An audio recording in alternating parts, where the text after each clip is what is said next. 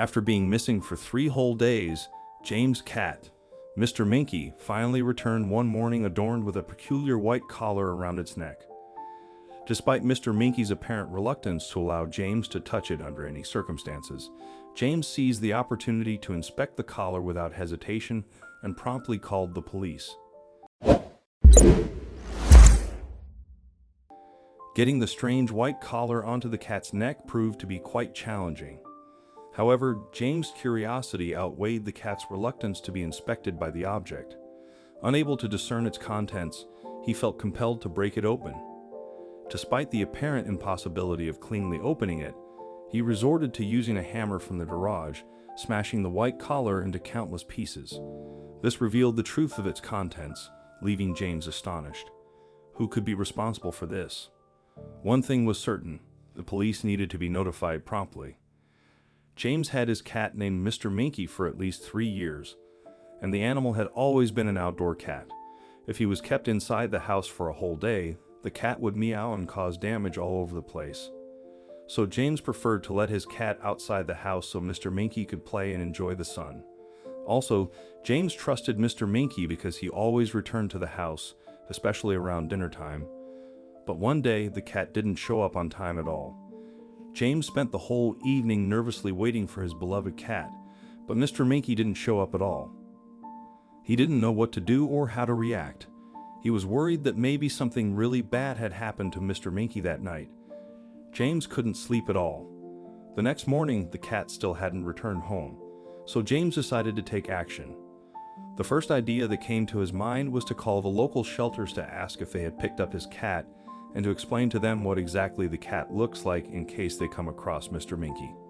The second thing he did was to make some posters and started putting them up around the neighborhood. The next 2 days passed with no sight of Mr. Minky, and James started to get really worried that something terrible had happened to the cat. Luckily, this would not be the case for James, as Mr. Minky would return to him as soon as possible. It was an early morning the day that James woke up to the sound of loud meowing coming from downstairs. He shot out of bed and didn't even get dressed before checking. James's heart was beating faster than ever before, and when he got to the kitchen, he nearly collapsed on his knees, crying out of pure joy and excitement. It was his cat, Mr. Minky. He couldn't believe it. In his own eyes, it was like a dream finally came true. James started hugging Mr. Minky. Suddenly, he felt something hard that he had not yet seen through the curtains of his tears. When James looked a little closer at his cat, he observed something strange around Mr. Minky's neck, a sort of collar with a big white thing. When James tried to remove the collar from Mr. Minky, the cat made it obvious that he did not agree with this at all. At the very moment that James felt that his cat tried to hurt him, he was shocked so much that he unconsciously let the cat fall down. James had so many questions about the strange white plastic thing that was around Minky's neck.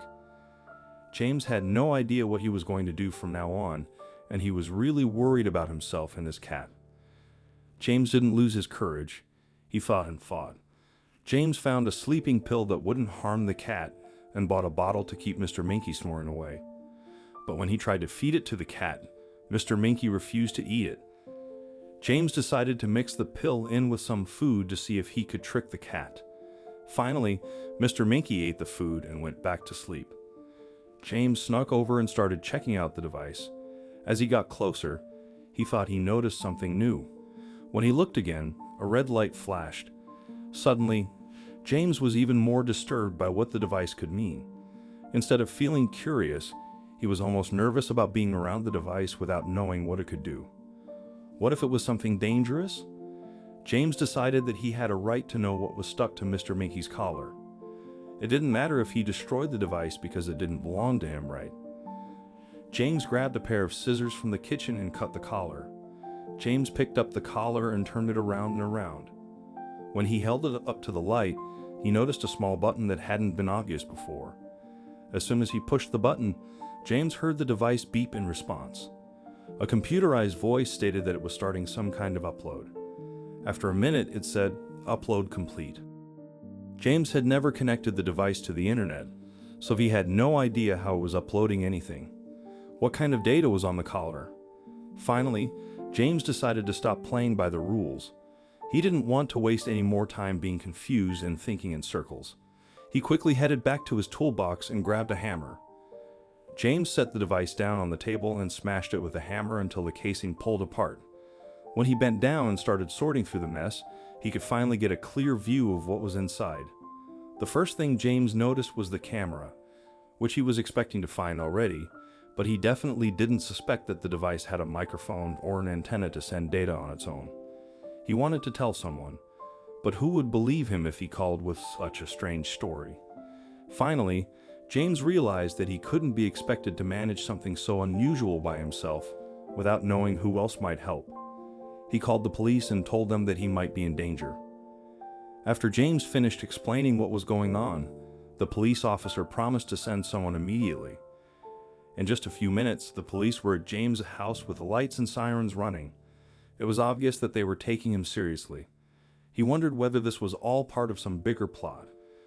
Before long, the police were standing at his front door and ready to help. Once they were inside, the police explained that several people had called about the white collars, but every time they tried to investigate, the collars vanished before the police could arrive. Maybe the person who put them there was continuing to watch the cats in case they had to get the collars back. James was completely shocked that others were going through the same thing, but the news actually made him feel better. James immediately showed the collar to the police, hoping that they'd be able to figure out who was behind it all. The police confiscated the collar and took it as evidence. They said they would get back in touch if they had any other information or needed more details from him about what had happened. James attempted to relax after the police departed, yet he found himself unable to shake off thoughts of the strange collar. However, before he could fully immerse himself in his distractions, the phone interrupted. He hesitated, not recognizing the number, and almost refrained from answering out of fear. Nonetheless, his curiosity prevailed, and he cautiously picked up the receiver. It was the police station on the line, providing an update. They had conducted an analysis of the device and gathered as much information as possible. Through their efforts, they successfully identified the individual responsible for creating the device and discerned his motive for producing the collars. The revelation was astonishing. It emerged that a local teenager had been manufacturing tracking devices and testing them on cats found in the neighborhood. Unaware of the fear instilled in people when the cats returned home adorned with unusual collars, the teenager's intent was simply to ensure the functionality of his creations, driven by aspirations to establish his own business one day.